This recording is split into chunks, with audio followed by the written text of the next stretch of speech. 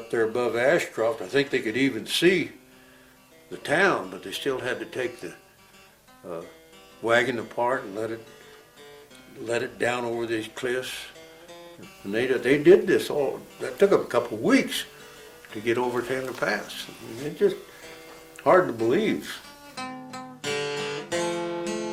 The Cowboys grew up in ranch houses and cabins that their families built themselves, with no electricity or running water. But nevertheless, they grew to love the ranching life and to respect the land they called home.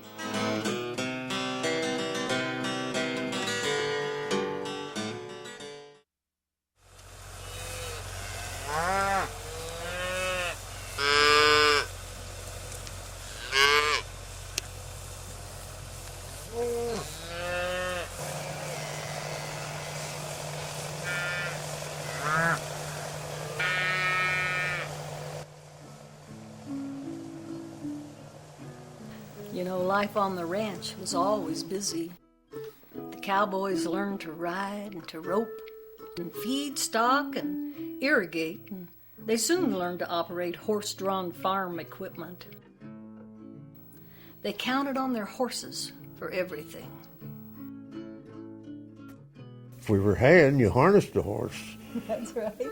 And we cut the hay with horse mowers, bucked it with a buck rake with the horses, stacked it with a stacker. Everything we did was with horses to start with. I bet. One time we had 85 head of horses on the ranch. Right. You raised purebred cattle and horses? We raised purebred cattle and kids and horses. How many kids? 7. 7 kids.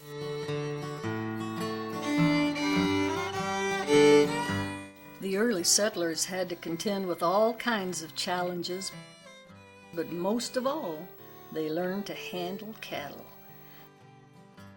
Those dirty, smelly, fly-bitten, drooling, mean-as-hell critters, and they took care of them in every way.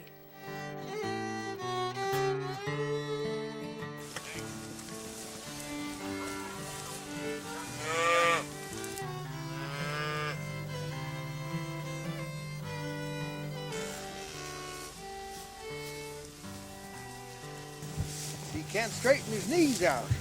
Just born about an hour ago. I was out here when he was born early this morning. He born about 7 o'clock. But I'll give him a couple hours yet, and then I'll probably have to take him in the barn and splint his legs. Take a piece of board, make a splint, tape it up with that tape. You know, they'll come out of it all right, but it'll take a while. But you got to have them in close where, you know, the cow can be there so they can nurse the cow. She'll have to come in and he'll have to come in. And just, you know, just work all the time.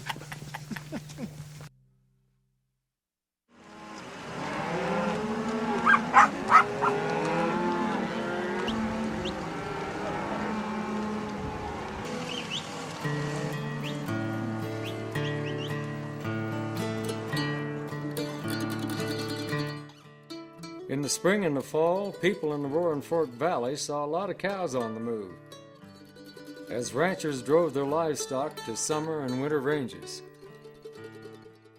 I used to drive my cattle clear to Coal Basin from over here where I live now, down 82, down to the ranch Roaring Fork, over and up, and I don't think you could do that now.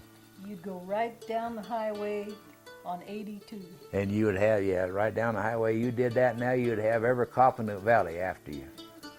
In our case, we had some summer pasture on Snowmass Creek, and we'd leave the ranch there at home as near daylight as we could, and we usually had to spend the night.